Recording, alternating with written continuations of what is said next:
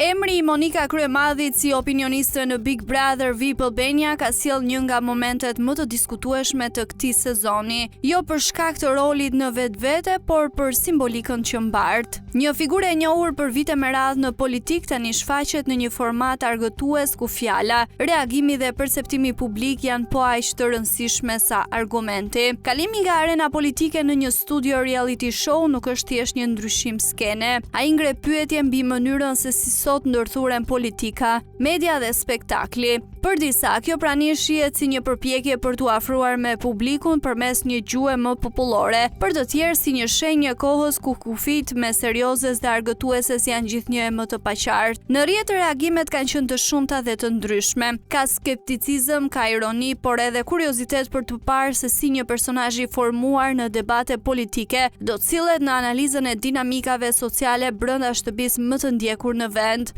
Në fund, Big Brother VIP ka qenë gjithmonë një pasqyrë e shoqërisë, ku personazhet jashtë saj ndikojnë po aq sa ata brenda. Pjesëmarrja e Kryemadhit nuk është as një precedent i parë dhe as një rast i izoluar. Është një tjetër provë se televizioni shqiptar vazhdon të eksperimentojë me figurat publike, duke i vendosur ato në kontekste të reja, ku publiku është gjykatësi i vetëm.